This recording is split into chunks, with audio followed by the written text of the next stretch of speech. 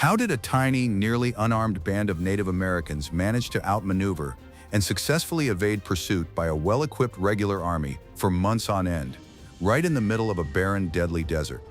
It sounds like the plot of a Hollywood blockbuster, but it's a completely true story.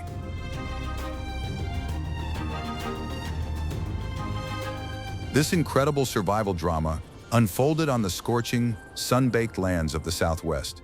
Picture this: the pursuers, equipped with what was then state-of-the-art gear, were running out of strength, going mad with thirst, and abandoning their heavy equipment. And all of this happened without a single direct combat encounter. How is that even possible? The secret lies in one man.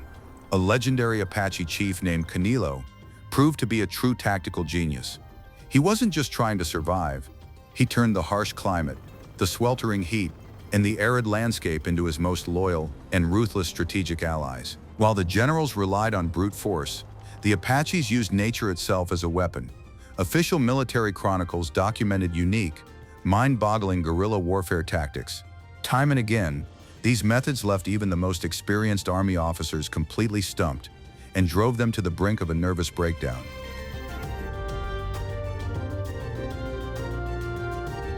Today, we'll break down this game of cat and mouse in minute detail.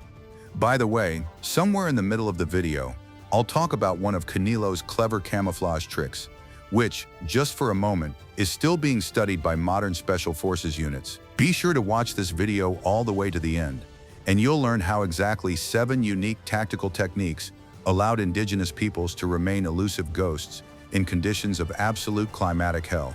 This will completely turn your understanding of survival upside down. What if I told you that the entire official history of the colonization of the desert lands hides an astonishing truth? The main goal of Canillo's unit was to preserve their autonomy and protect their ancestral territories from outside pressure. They never sought to capture fortified forts or destroy large garrisons in open combat. Their military doctrine relied entirely on constant maneuverability, stealth, and the attrition of the attacking regular forces' resources. Every tactical decision was made based on the collective experience of many generations of local inhabitants. Native Americans viewed the environment not as a hostile space, but as a natural protective shelter.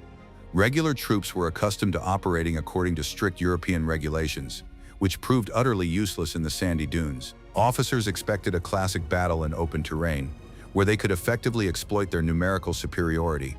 Canillo completely deprived the enemy of this opportunity by forcing them to adopt tactics of endless small-scale maneuvers and covert movements. As a result, army units wasted enormous material resources on fruitless searches for an invisible opponent. The evasion strategy required the highest level of discipline and the ability to act autonomously from every participant in the expedition. Skills in camouflage and navigation were instilled from an early age through the process of learning traditional methods of living off the land. Every adult in the unit could independently coordinate their actions with the group's overall strategic plan. The absence of a cumbersome chain of command allowed for instant decision-making in response to changes in the operational situation. This provided a tremendous advantage over the unwieldy army structures, which were entirely dependent on orders from headquarters. The culture of the indigenous peoples of the Southwest was shaped by extreme water scarcity and harsh temperature fluctuations. Skills for locating useful resources on barren cliffs were passed down through a strict oral tradition. Canillo masterfully transformed this everyday practical knowledge into effective tools for defensive guerrilla warfare. Soldiers arriving from the eastern regions of the country lacked even basic survival skills in the arid climate.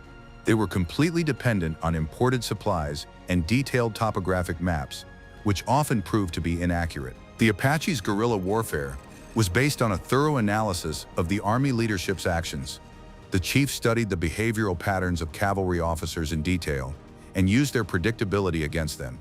The standard tactical patterns of regular troops were easily anticipated and became the basis for developing effective countermeasures. The Native Americans forced their pursuers to doubt the reliability of the intelligence they received and to make serious tactical errors.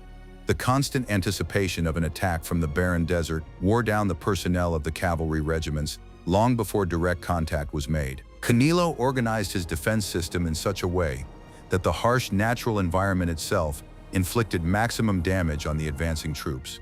The midday heat and the complete lack of shade were the main factors reducing the combat effectiveness of government forces. Army commanders often underestimated the climatic risks and sent men on lengthy expeditions without proper preparation. Meanwhile, mobile groups of Native Americans remained in deep natural cover, conserving their strength for future maneuvers. This approach allowed them to win entire campaigns without engaging in large-scale bloody battles. Historical documents attest to the high regard in which some army generals held the defensive tactics of the indigenous peoples. They officially noted in their reports that the Apache's ability to blend into the desert landscape bordered on the impossible. The experience gained from these encounters later formed the basis for certain sections of manuals on conducting asymmetric military conflicts. Canillo's success clearly demonstrated that an intellectual approach and knowledge of the environment are more important than technical superiority. This philosophy enabled a small community to successfully resist a powerful state apparatus for many months. Studying these historical events reveals new and important insights into the art of war in past centuries. Simple, practical solutions and a deep connection to the terrain made it possible to achieve remarkable results under the harshest conditions. We'd love to hear your perspective on these events from years past. What do you think about the resistance tactics used by indigenous peoples in arid regions? Please share your thoughts in detail in the comments below this episode. Be sure to subscribe to our channel so you don't miss our new historical investigations. Want to learn a secret that will change your perception of human capabilities in extreme conditions? Choosing the right path through the scorched desert was key to escaping organized persecution. Canillo never used the well-known trails marked on official government maps. He led his groups through impassable rocky canyons and jagged plateaus considered utterly insurmountable. Army guides refused to believe that people were capable of deliberately traveling along such harsh routes. The chief chose rocky terrain because of its ability to conceal the group's direction of travel. The hard rock left no footprints, which greatly hampered the work of government trackers. Columns of regular troops were forced to halt before rocky ridges to conduct lengthy reconnaissance. Canillo used these delays by his pursuers to increase the distance his mobile detachment had gained. Thus, the rugged terrain became a reliable tool for creating a safe distance between the two sides. Along their chosen routes, the Indians created hidden, long-lasting landmarks to facilitate communication between separate groups. These markers consisted of stones arranged in a specific pattern, or barely visible notches carved into dry wood. Government soldiers failed to notice these markers, mistaking them for natural features of the landscape. For Canillo, this system served as a fully fledged coordination network in the absence of other means of communication. It allowed for the coordination of movements, even in the most remote and unexplored areas of the desert. This tactical maneuver, choosing the most difficult routes, proved entirely effective during the multi-day standoff. The regular troops were forced to halt their advance due to the complete loss of their original landmarks in the rocky terrain. This historical example clearly demonstrates the importance of unconventional spatial thinking in critical military situations. Do you think modern researchers could replicate this extremely difficult route without navigation devices? In the next chapter, you'll learn how the chieftain turned scarce water sources into a strategic advantage. And you've definitely never heard of this unique secret. In conditions of total drought, the ability to find and conserve water became the key to survival. Canillo possessed unique knowledge of the locations of hidden underground springs and microscopic reservoirs within the rocks. These natural features were completely invisible to the untrained eyes of government cartographers. Mobile groups of Native Americans replenished their supplies in places that the cavalry considered completely barren. The judicious use of water resources allowed the detachment to make long marches without having to rely on major rivers.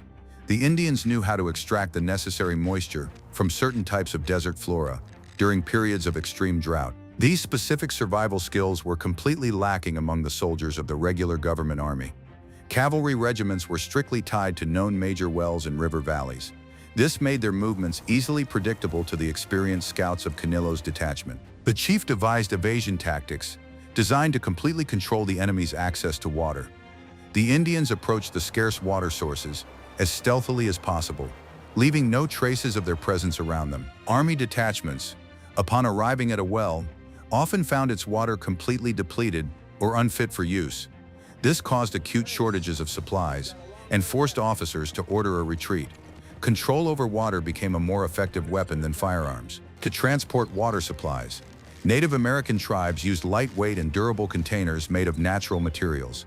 These vessels did not make excessive noise when moved and excellently preserved the liquid's original properties. Military canteens and barrels were heavy, bulky, and often gave away the soldiers' position with their characteristic metallic clang.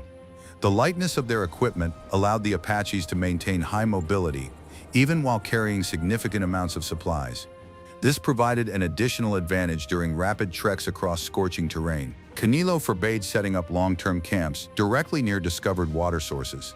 The group would collect the necessary amount of water and immediately retreat to a safe distance deep into the rocks.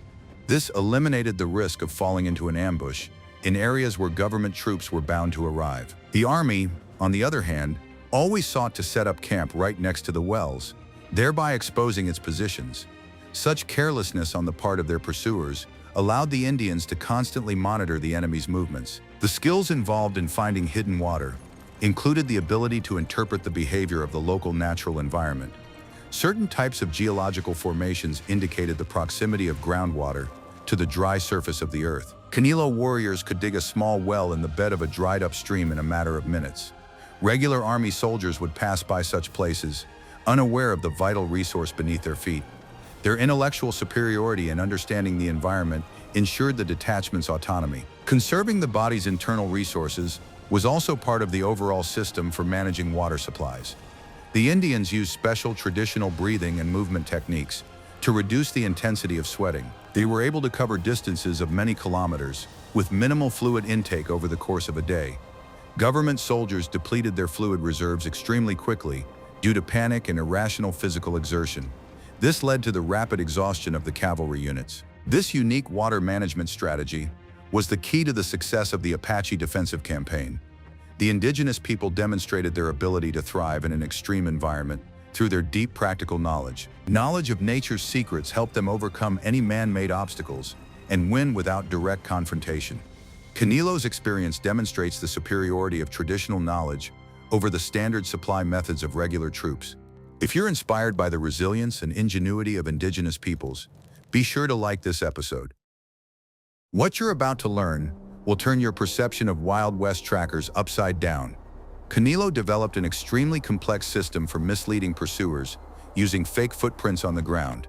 His warriors knew how to move across rocky ridges without leaving any visible signs of their presence. Sometimes they deliberately created the illusion of a large force moving in the wrong direction, leading the cavalry into a dead end. Army scouts wasted precious hours trying to unravel these ingenious spatial puzzles. One of their most ingenious tactics was deliberately altering the nature of the footprints they left in the sand. The warriors used a special coating on their footwear that distorted the actual direction of their steps. Pursuers, confident that they were on the right course, often moved straight in the opposite direction from the Indians. This deception was only discovered many kilometers later, when the army ran into insurmountable cliffs. Canillo gained a huge time advantage, allowing his men to set up a secure camp. Splitting a single trail into many small branches was used when approaching rocky sections of the desert. The large detachment would suddenly scatter, and each person would begin moving along their own path. For government trackers, this became an unsolvable problem, as the single route disappeared entirely. Army officers could not decide which specific trail of footprints to follow. After a few kilometers, all members of Canillo's detachment would regroup at a pre-arranged point. By utilizing natural landscape features, the Indians were able to conceal their movements with minimal effort. They carved paths through areas of stiff, dry grass, which quickly straightened back out after a person passed through. Such terrain left no traces visible to the naked eye. The army cavalry, by contrast, left behind deep ruts and trampled areas visible from a great distance. This made the regular troops vulnerable to observation by Native American scouts. Camouflaging campsites was also part of a comprehensive set of measures designed to create false landmarks. After a detachment left a resting place, the ground was carefully leveled and covered with dry leaves and dust. A few kilometers away, the Indians could stage the appearance of a hastily abandoned camp. Government troops wasted their energy storming an empty camp, losing their vigilance and tactical advantage. This allowed Canillo to manipulate the actions of the regular troops on a strategic level. The Indians used their knowledge of the desert's natural patterns to erase all traces of their presence. They plotted routes through areas where strong crosswinds blew constantly, capable of quickly smoothing out the terrain. Within a few hours, natural air currents completely erased any hint of a human unit's passage. The army faced a complete lack of intelligence about the enemy across vast expanses. This created a sense of mystical elusiveness about Canillo's unit among the rank-and-file soldiers. Creating false trails required each warrior to have a deep understanding of the psychology of army trackers.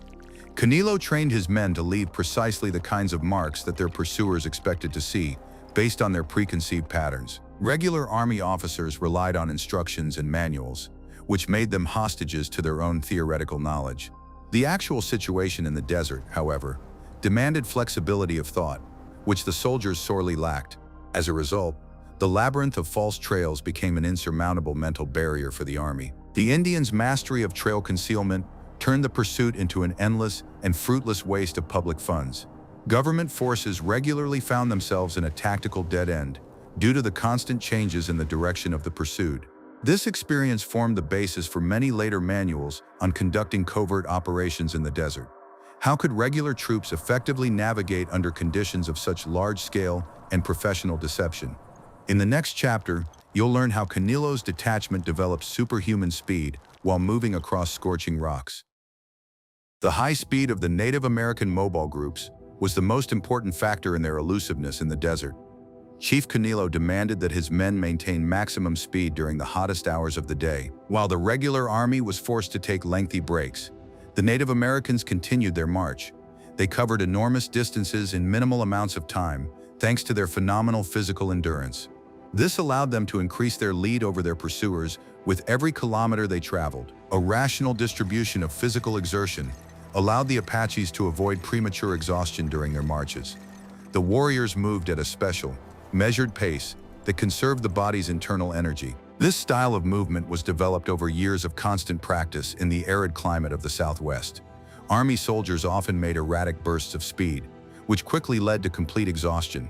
Canillo strictly controlled the pace of his detachment, ensuring that the march schedule remained on track. The absence of heavy equipment allowed the Indians to maintain their spirits even after many days of continuous marching.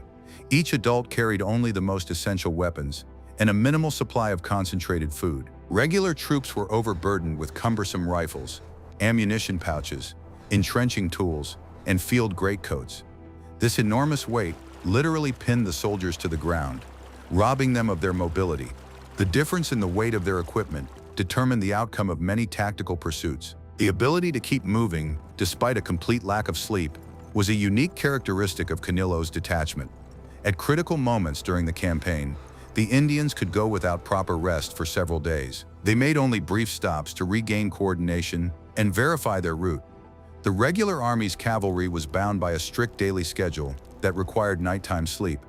This allowed the Apaches to completely nullify their pursuers' tactical gains in a single night. The indigenous people's endurance was based on a special diet adapted to the extreme conditions of the trek. They used compact, high-calorie mixtures made from dried plant-based and natural ingredients. A small handful of this food provided the body with enough energy for a full day of continuous marching. Government troops depended on hot meals, the preparation of which required lighting fires and halting the column. The need to set up field kitchens significantly slowed the advance of army contingents. The speed of Canillo's detachment remained consistent, both on flat terrain and when crossing mountain passes. The Indians were able to quickly coordinate their movements as the slope of the terrain changed. They conquered steep ascents without slowing the group's overall pace. Army infantry units in rugged terrain instantly stretched out into long, unmanageable lines. This created the risk of losing communication between individual platoons and companies of the regular troops. The chieftain skillfully used the terrain to further speed up his people's progress. He chose routes across hard clay sections, which provided ideal footing for running at high speed. His precise knowledge of the region's geography allowed him to avoid areas with sticky soil that could slow the group down. Pursuers, lacking this knowledge, often chose suboptimal routes. As a result, the army took several times longer to cover similar distances. The ability to move faster than regular units gave the detachment the strategic initiative in any situation.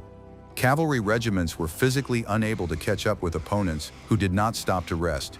The high pace of the march allowed them to quickly break out of any impending encirclement in the desert. This tactical element became one of the most studied in the history of border clashes of that period.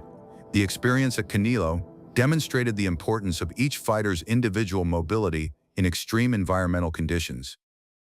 Are you ready for the shocking truth about night marches through the lifeless desert? Coanillo planned his movements in strict accordance with the region's daily climatic cycles. He chose periods of peak heat or deep nighttime coolness for active movements. This allowed him to exploit the natural weaknesses of the soldiers' bodies against them.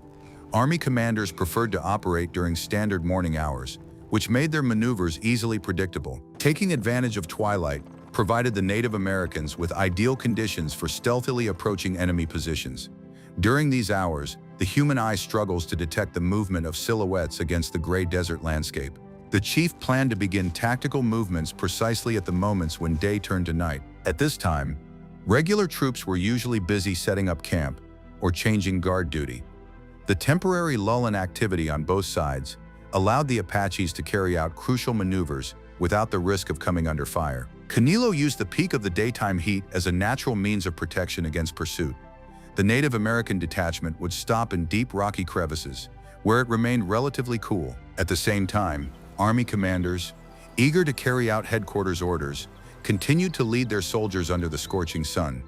This led to rapid heat exhaustion among government forces and their loss of ability to continue active operations. The chief gained time by wisely waiting in the shade. The Indians chose the onset of sandstorms as the ideal time to break off fire contact.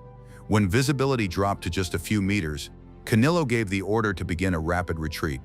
The strong wind completely ruled out the possibility of accurate fire from the army units. Soldiers were forced to cover their faces and halt any forward movement to save their own lives. The Native American detachment, meanwhile, used the storm as a reliable cover for a safe retreat. Changes in the phases of the moon were also taken into account when planning nighttime movements across the desert. On moonless nights, the Indians made their way past large army forts and supply camps. The complete absence of natural light made their movements completely invisible to the sentries on the walls. Coanillo calculated the timing of each step in detail to eliminate any accidental noise. This allowed them to operate right under the noses of the enemy's superior forces. The chief used the early morning hours to carry out diversionary maneuvers on the flanks of the army columns. At that moment, the soldiers, exhausted from their night watch, lost their full concentration. Small groups of Indians created the appearance of a presence in one direction, drawing the attention of the enemy's main forces. While army officers were deploying their battle formation, Coanillo's main force moved unhindered in the opposite direction. A precise calculation of the enemy's reaction time ensured the success of the deception. Temporary coordination between individual groups of Native Americans was carried out using traditional light signals. Coanillo used the reflection of sunlight off polished stones at precisely defined times of day. These brief flashes transmitted vital information over many kilometers across the open desert. Army observers were either unable to record these fleeting signals in time or failed to understand their meaning. The system operated flawlessly, thanks to the impeccable punctuality of all members of the resistance. Careful calculation of time intervals ensured the group's safe passage through the most dangerous checkpoints. Government patrols regularly lost sight of the Native Americans due to mismatches in the schedules of the two sides' activities. This approach demonstrates a deep understanding of chronobiology and the behavioral patterns of people in stressful situations. Why did the night hours and moments of extreme heat become the decisive factor in Coanillo's success? In the next chapter, you'll learn how impeccable knowledge of the terrain helped them use the landscape against heavy cavalry. Detailed knowledge of the arid region's topography gave Coanillo's detachment absolute tactical superiority. The leader and his comrades knew the location of every hill, canyon, and dry riverbed for thousands of kilometers around. This allowed them to instantly find reliable cover when army patrols suddenly appeared. Cavalry officers were forced to rely on rough schematic maps that poorly reflected the actual complex terrain. As a result, regular troops often found themselves in dead ends, surrounded by sheer cliffs. The Indians knew every cave and rock shelter as a potential site for long-term defense. Within these natural granite fortifications, they could weather any pursuit, no matter how long it lasted. Coanillo used his knowledge of underground cavities to secretly shelter large groups of people. Army units could pass just a few meters from these hiding places without suspecting the enemy's presence. The desert landscape became a vast fortress for the indigenous people, with thousands of secret passages. The Indians used narrow mountain passes to create insurmountable artificial obstacles in the path of regular troops. Knowledge of the exact dimensions of each pass allowed Canillo to set up barricades of large boulders with minimal effort. Army engineering units spent days clearing communication routes to allow their units to advance. These forced delays completely deprived the advancing troops of the initiative and disrupted their operational schedules. The terrain turned into a series of tactical traps for the pursuers. Navigation across the lifeless plains relied on microscopic details of the landscape, imperceptible to outsiders.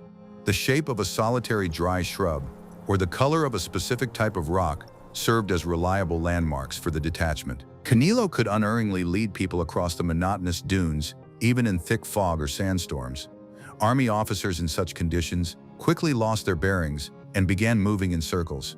A complete loss of spatial orientation led to tactical failures among cavalry units. The dried-up beds of seasonal rivers were used by the Indians as natural high-speed corridors for covert maneuvering. These depressions in the ground had high sandy banks that completely concealed people on foot from view from the plain. Canillo moved hundreds of warriors along these natural trenches over vast distances. Government patrols moving above ground often failed to notice the parallel advance of the Native American detachment. The Apaches mastered the use of the terrain's contours to a level of absolute perfection. Knowledge of the locations of areas with varying vegetation density helped the Indians find building materials and food. Even the sparsest desert thickets provided the detachment with everything necessary to sustain themselves independently. Canillo carefully allocated local resources, preventing the complete depletion of natural areas. The Army's quartermasters, on the other hand, were forced to transport all supplies from distant rear forts. This extended the regular Army's lines of communication and made them extremely vulnerable. Mastery of the desert's geography became the foundation for developing unique resistance tactics. The indigenous peoples proved that a deep understanding of their homeland could compensate for any technological disadvantage. Government forces were forced to acknowledge their complete helplessness in the face of an enemy that had blended into the landscape. The experience of these clashes forever changed approaches to cartography and the conduct of military operations in extreme environmental conditions. The legacy of Canillo remains a striking example of topographical superiority in military history. Psychological pressure on the personnel of the regular army was an important part of Canillo's defensive strategy. The leader deliberately created the illusion of his constant presence around the army's mobile camps. Soldiers were in a state of constant mental stress, expecting a sudden attack from behind every boulder. The uncertainty quickly undermined discipline within military units and caused panic among young recruits. This led to a sharp decline in the effectiveness of carrying out command orders at the tactical level. Canillo used a demonstrative refusal to engage in combat as a way to show his contempt for the army's strength. An Indian detachment might appear at the top of a hill and then vanish instantly when the enemy attempted to close in. This instilled in government soldiers a sense of their own helplessness and the futility of what was happening. The army was accustomed to facing a tangible enemy that could be defeated with a barrage of artillery fire. Confronting a void shattered the very foundations of the European-style military psyche. The spread of rumors about the Apache's incredible abilities was also part of the overall strategy of psychological warfare. The chief deliberately allowed some prisoners or random witnesses to see elements of the band's feigned activity. Upon returning to the forts, these men told exaggerated stories about the Indians' numbers and invincibility. These accounts spread quickly among the rank and file, sowing seeds of doubt about the success of the entire campaign. The morale of the regular troops was already declining long before any actual clashes took place in the desert. The use of smoke signals on the horizon gave the pursuers the impression of being completely surrounded. Canillo organized the sending of signals from points located at great distances from one another. The soldiers felt as though they were facing a massive coordinated army, ready to strike from any flank. In reality, these were maneuvers carried out by a few experienced scouts, coordinating their actions. The psychological illusion of numerical superiority worked flawlessly, forcing the army to fall back into a static defense. The predictability of the army officers' reactions allowed the leader to manipulate their emotional state during the pursuit. He knew that after a prolonged series of setbacks, commanders would begin to show irritation and act rashly. By deliberately presenting false targets, Canillo provoked his pursuers into chaotic forays deep into waterless areas, Exhausted by rage and thirst, the soldiers lost what little military discipline they had left and turned into an uncontrollable mob. Psychological calculation completely replaced tactical superiority and weaponry. The Native Americans maintained absolute inner calm thanks to a clear understanding of their goals and confidence in the righteousness of their cause. They were defending their families and way of life, which provided an immense boost to their mental resilience under harsh conditions. Army mercenaries, on the other hand, often failed to grasp the purpose of waging war in these barren, remote regions. The lack of intrinsic motivation left the soldiers vulnerable in the face of any serious survival challenges. The difference in the psychological mindset of the opposing sides predetermined the final outcome of many protracted conflicts. Canillo's mastery of psychological warfare allowed him to minimize his own losses throughout the campaign. He achieved victory by creating conditions in which the enemy itself refused to continue its aggressive actions. Under the influence of panicked reports from the front lines, Army commanders often decided to call off expeditions. The Native American chief proved that the mind, when properly applied, is capable of overcoming any material force. This experience became an important lesson for researchers in military psychology. The Apache's psychological dominance in the desert entered the legends of the Wild West as an example of the highest strategic mastery. Regular Army soldiers recalled these campaigns with dread as encounters with an unknown and formidable force. The Native Americans demonstrated that the will to be free could compensate for the lack of factories and regular supplies. This historical example continues to inspire researchers of human behavior under extreme conditions of conflict. Canillo's ingenious methods forever changed perceptions of the possibilities of waging a defensive guerrilla war. Conducting military operations in complete isolation from the outside world required a unique organization of the unit's internal life.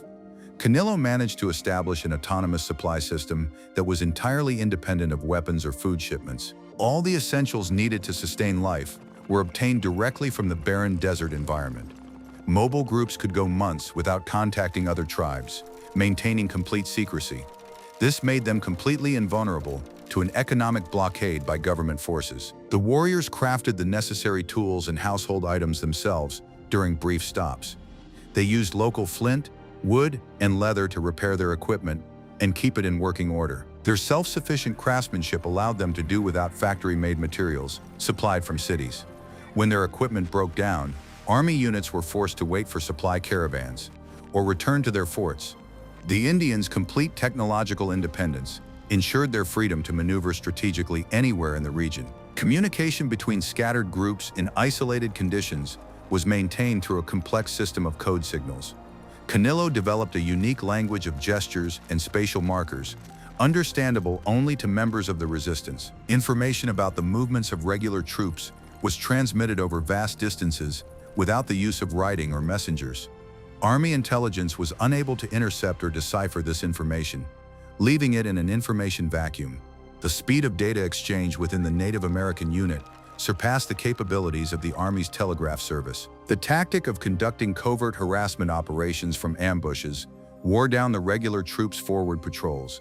The Indians launched swift strikes when Army columns were on the march through narrow gorges.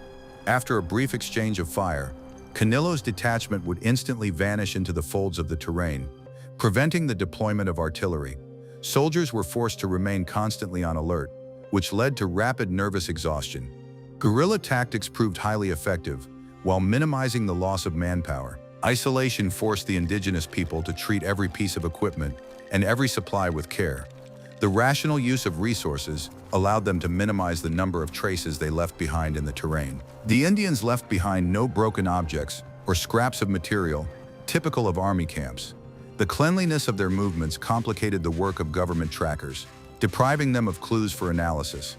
Discipline in daily life became an integral part of the unit's overall military security system. The know-how for surviving in the harsh conditions of isolation was passed down through family traditions from generation to generation. Every young Canillo warrior possessed the knowledge accumulated by his ancestors over hundreds of years of adaptation to the desert. This continuity of experience created a colossal cultural advantage over the incoming army contingents. Soldiers from regular units arrived in the region for short periods and did not have time to master the specifics of the local environment.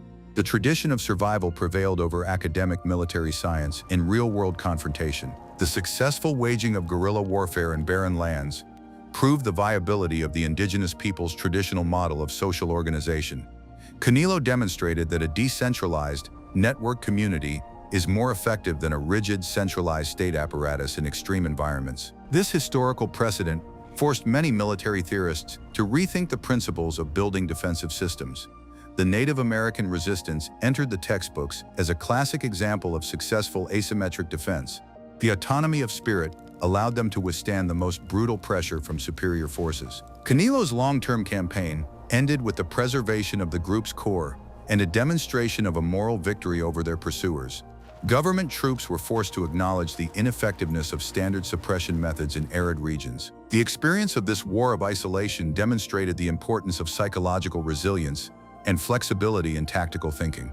The indigenous people defended their right to preserve their historical memory and traditional way of life. This feat remains an important milestone in the history of Native American struggle for independence. The historical experience of Coanillo's detachment's confrontation with the regular army left a deep mark on global military history.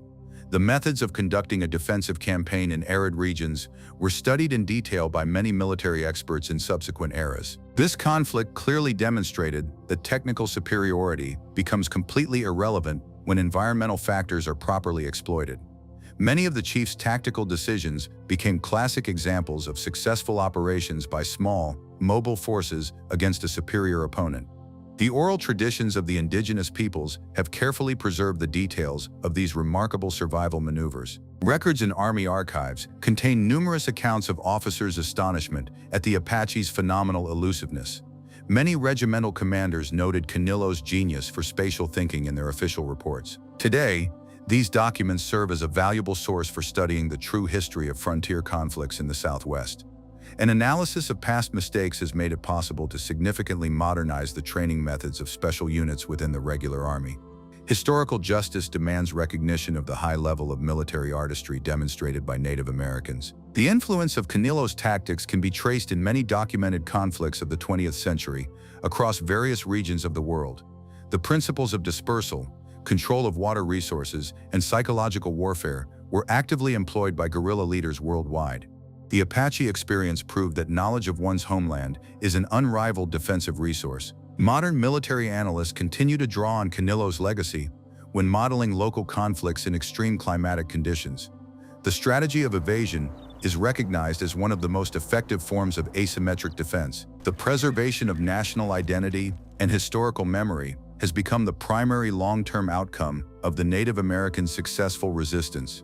The feat of the detachment, an analysis of Coanillo's tactics for utilizing water resources, has formed the basis for some modern desert survival manuals. Experts are studying the methods for finding hidden moisture used by indigenous peoples hundreds of years ago. These simple and reliable methods for saving lives remain relevant even in our age of high technology. The nature of the desert remains unchanged, and the rules for interacting with it, as formulated by the chief, work flawlessly. Traditional knowledge continues to provide practical benefits to modern society. The psychological aspects of Coanillo's campaign have become the subject of detailed study and courses on stress management in extreme situations.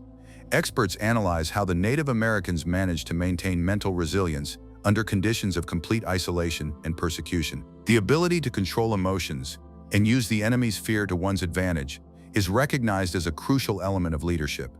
The chief demonstrated the ideal psychological balance under critical conditions. These lessons remain valuable for anyone facing serious life challenges. The geographical routes along which Coanillo led his detachment away from the regular army are now attracting the attention of researchers. Historians are conducting expeditions to precisely pinpoint the locations of ancient camps and hidden water sources. These arid canyons preserve the memory of the great confrontation between the human spirit and the mighty machinery of the state. Preserving these historic landscapes allows us to safeguard the unique atmosphere of that era for future generations. The land remembers its defenders and their outstanding tactical victories. Chief Coanillo's 7 tactical maneuvers have forever entered the treasury of global strategic thought as a model of wisdom. They prove that true strength lies not in the quantity of weapons, but in the depth of understanding the laws of the surrounding world. The story of how they successfully evaded pursuit by a regular army remains an inspiring example of the triumph of intellect over brute force. The legacy of the indigenous peoples of North America continues to be studied and cherished around the world. This narrative reminds us of the boundless potential of human adaptability and the will to freedom. The tactical maneuvers employed by Chief Canillo demonstrate an incredible level of human adaptation to the extreme conditions of the desert. His ability to successfully resist a regular army without extensive resources remains one of the most remarkable examples in world history. Traditional knowledge and strategic thinking allowed the unit to maintain its autonomy during the most critical period of the colonial era. Which of the 7 evasion tactics presented did you find most effective and well thought out in the context of guerrilla warfare? Be sure to subscribe to our channel to regularly explore little-known and fascinating chapters in the history of the world's indigenous peoples.